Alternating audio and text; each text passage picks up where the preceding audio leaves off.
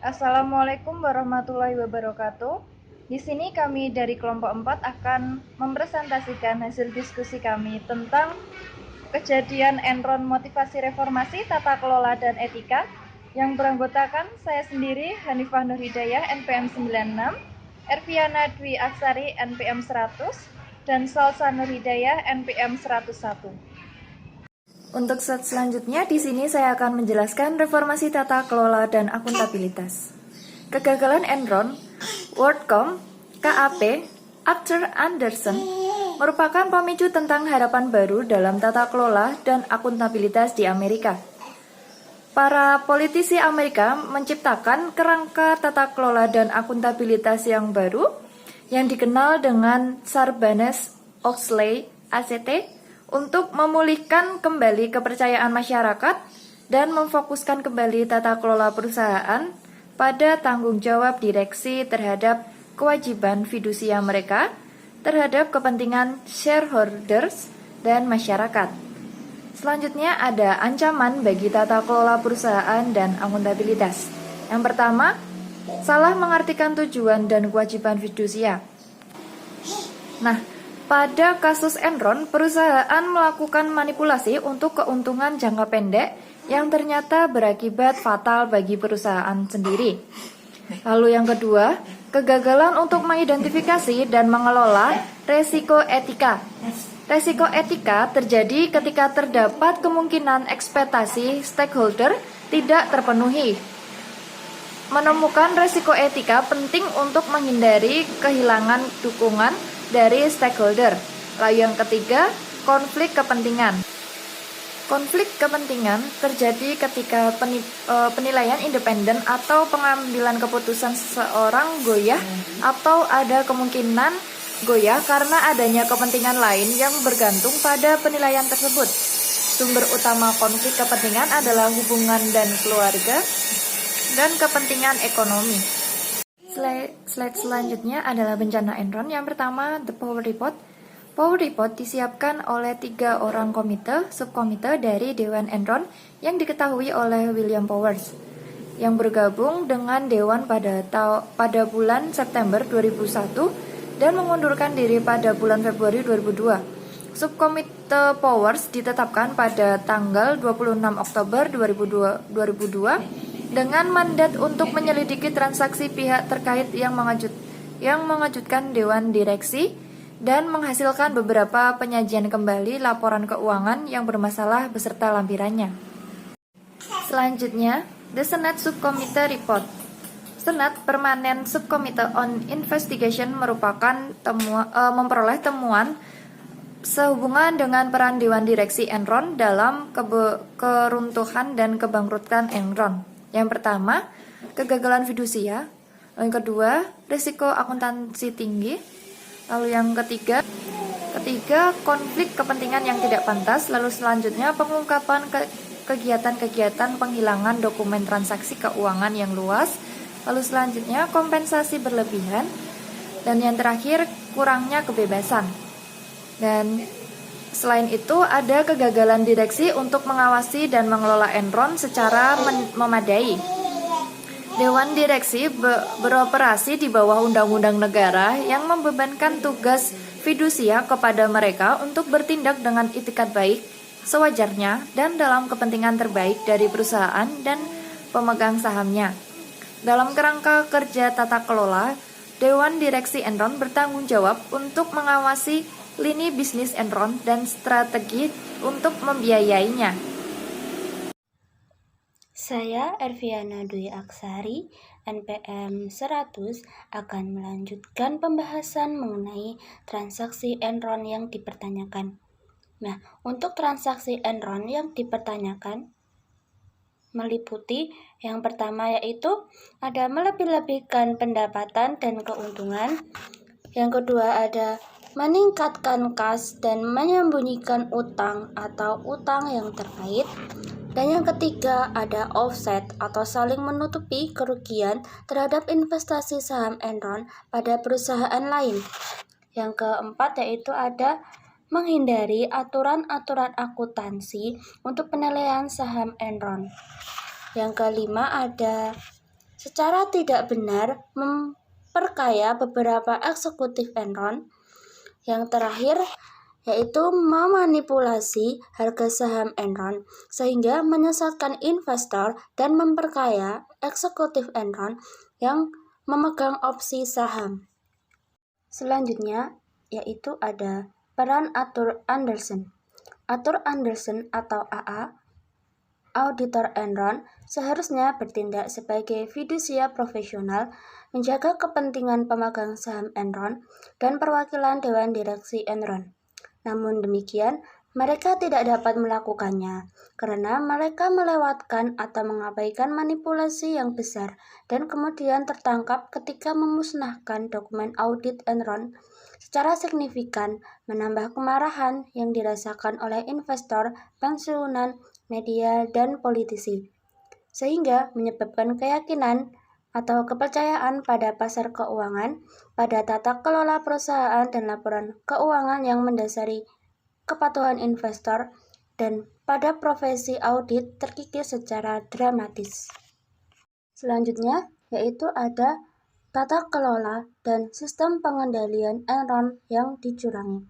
Sangat jelas bahwa Dewan Direksi Enron tidak dapat mengandalkan informasi yang mereka terima, sehingga menyebabkan manajemen Enron tidak terkendali, yang merupakan kesalahan para direktur itu sendiri. Mereka gagal untuk memahami peran mereka yang mencakup tantangan dan siklus kepatuhan. Bank bersedia menjadi kaki tangan dalam SPE Enron dan prabayar. Bank Enron adalah kaki tangan yang berpengetahuan, membantu, dan bersekongkol dalam rencana untuk menipu investor Enron.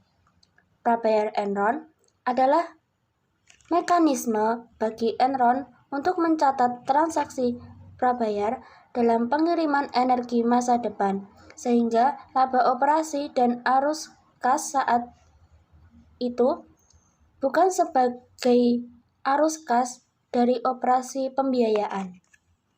Itu ada penghindaran pajak oleh Enron. Bank Enron bukan satu-satunya kaki tangan yang bersedia terlibat dalam transaksi perusahaan yang dipertanyakan. Beberapa KAP, bankir investasi, dan kantor pengacara diduga memberikan nasihat yang sangat dipertanyakan pada 12 transaksi besar terstruktur yang menyembunyikan pajak lebih dari 2 miliar US dollar dari tahun 1995. Walaupun transaksi hampir tidak mungkin memenuhi surat hukum, mereka telah dicap tidak etis oleh para anggota Senat Komite on Finance.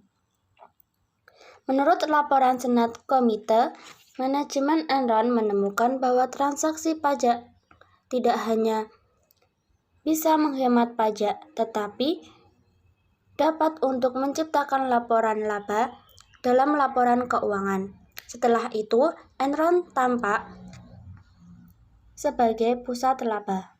Nah, secara umum, 4 strategi yang digunakan dalam transaksi terstruktur tersebut mencakup yang pertama yaitu ada duplikasi dari kerugian ekonomi tunggal atau pengurangan kerugian yang sama sebanyak 2 kali.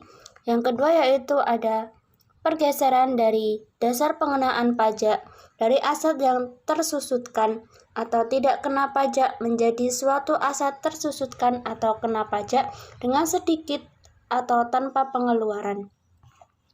Yang ketiga yaitu timbulnya biaya pemotongan pajak untuk pembayaran pokok yang sangat dipertanyakan. Yang keempat atau yang terakhir, timbulnya biaya jasa bagi pihak yang memberikan bantuan untuk wajib pajak lain. Selanjutnya, saya Salsa Nuridayah, NPM 101, ingin melanjutkan materi presentasi yaitu mengenai tata kelola dan perubahan akuntabilitas hingga WorldCom.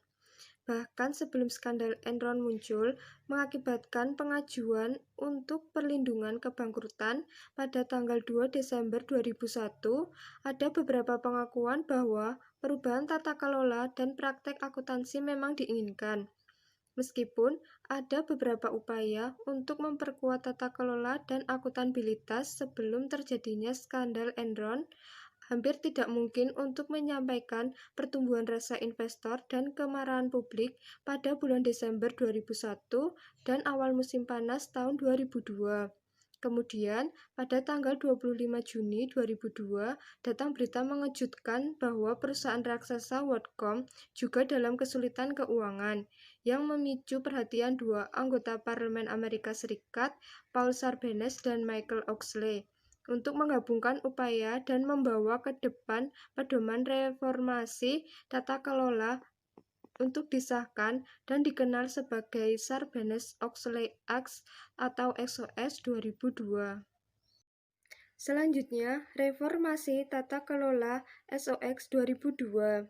SOX adalah hukum keamanan Amerika Serikat yang paling jauh jangkauannya, yang berlaku semenjak US Securities Act of 1933 dan Securities Exchange Act of 1934 yang mendorong SEC pada tahun 1934 menjalankan undang-undang tersebut. Bencana keuangan sebelumnya, termasuk kegagalan tata kelola Enron, AA atau Arthur Andersen, dan WorldCom meningkatkan kesadaran di Amerika Serikat, Kanada, Australia, dan Inggris bahwa kerangka kerja tata kelola atau organisasi harus diperbaiki. Selanjutnya, dampak terhadap tata kelola, akuntabilitas, dan pelaporan, serta pada praktek manajemen.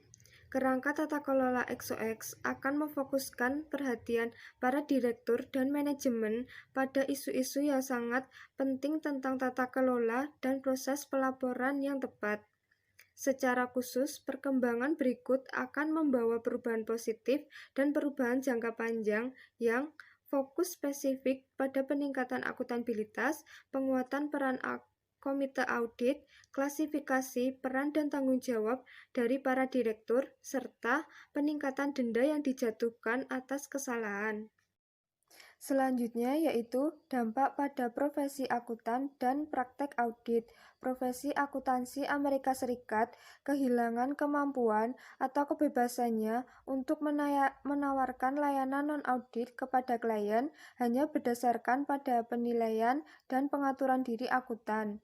Layanan non-audit yang ditawarkan telah dipangkas dan karena mereka biasanya harus disediakan oleh perusahaan yang tidak melakukan audit perusahaan menjadi kurang efisien atau lebih mahal untuk melakukan audit kepada klien. Selanjutnya, dampak pada tren etika bisnis. Kasus Enron, AA, dan WorldCom memberikan kesadaran yang jauh lebih besar dari masalah-masalah dan tren etika yang sedang berjalan, termasuk konflik kepentingan, tugas fidusia direksi kepada pemegang saham, dan auditor terhadap kepentingan umum, serta makna sebuah bisnis yang baik dalam mengembangkan suatu etika budaya. Kegagalan perusahaan yang begitu dikenal luas ini juga menghasilkan kesadaran baru bahwa etika dan reputasi menjadi jauh lebih dikaitkan secara langsung daripada sebelumnya. Selanjutnya yaitu melewati 5 tahun pertama, kegagalan Enron, AA, dan WorldCom terjadi pada bulan Juli 2002 ketika mereka diharuskan mengikuti XOX yang memadatkan dan atau memicu reformasi tata kelola untuk perusahaan-perusahaan besar di seluruh dunia. Dengan berlakunya waktu, pertanyaan bermunculan mengenai isu-isu termasuk apakah yang telah berubah dan berapa banyak, apakah investor mendapat perlindungan yang lebih baik, dan lain sebagainya. Beberapa ketentuan XOX, regulasi, dan interpretasi yang terkait telah berkurang dalam pengaplikasiannya, tetapi harapan untuk tata kelola yang baik tidak berkurang. Bagaimanapun, XOX memberikan suatu kristalisasi dari harapan yang terus menginformasikan investor, pengadilan, direktur, eksekutif, dan akuntan akan perilaku yang sesuai dan masih menciptakan efek riak yang baru dalam bentuk tantangan baru untuk dihadapi. terlihat jelas bahwa meskipun terdapat kontroversi mengenai efisiensi reformasi tata kelola yang dipicu oleh XOX, para direktur perusahaan saat ini adalah kelompok ahli yang lebih mandiri, yang perannya lebih jelas, dan memperhatikan hal-hal tata kelola yang lebih berorientasi pada investor daripada sebelum tahun 2002. Sekian presentasi dari kelompok kami, kurang lebihnya kami mohon maaf. Terima kasih. Wassalamualaikum warahmatullahi wabarakatuh.